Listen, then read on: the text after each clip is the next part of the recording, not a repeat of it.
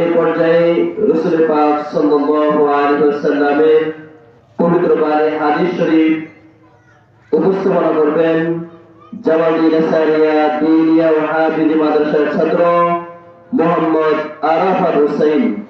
এই পর্যায়ে রাসূল আরবি হুজুর পাক সাল্লাল্লাহু আলাইহি ওয়াসাল্লামের হাদিস শরীফ পরিবেশন করবেন, উপস্থাপনা করবেন মোহাম্মদ আরাফাত হোসেন। মোহাম্মদ আরাফাত হোসেন। এক নম্বর হাদিস শরীফ, ইন্নামাল আমালু বিন্নিয়াত। হাদিস শরীফের অর্থ সকল কাজের সওয়াব নিয়তের উপর নির্ভরশীল। দুই নম্বর হাদিস শরীফ, আখির দিনে ইয়াকফিকাল আমালুল কলিল।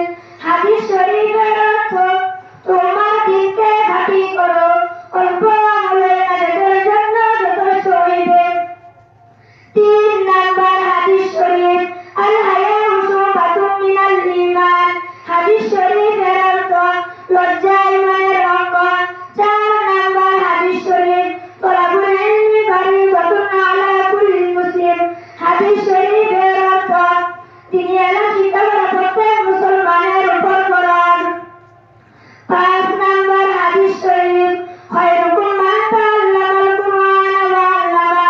হাদিস শরীফের অর্থ তোমাদের মধ্যে সর্বোত্তম ওই ব্যক্তি যিনি কুরআন শিক্ষা করেন এবং শিক্ষা দেয়। ছয় নম্বর হাদিস শরীফ, কুতুবুল ইলম মিনাল মাহদি ইলাল লাহদি। হাদিস শরীফের অর্থ দুনিয়া হইতে মৃত্যু পর্যন্ত জ্ঞান অর্জন করা। সাত নম্বর হাদিস শরীফ, ফাদলুল আলিমি আলাল আবিদি কাফাদলি আলা আদনাকুম। হাদিস শরীফের অর্থ তোমাদের মধ্যে সর্বোত্তম ওই ব্যক্তি যিনি কুরআন শিক্ষা করেন এবং শিক্ষা দেয়। নয় নম্বর হাদিস শরীফ, আল ইলমু বিল আমালি কানাহতি বিল আমাল। হাদিস শরীফের অর্থ আমলবিহীন ইলম পানিবিহীন নদীর মতো।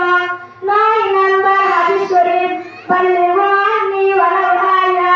হাদিস শরীফের অর্থ আমার পক্ষ হইতে একটি বাণী হলেও পৌঁছাইয়া দাও।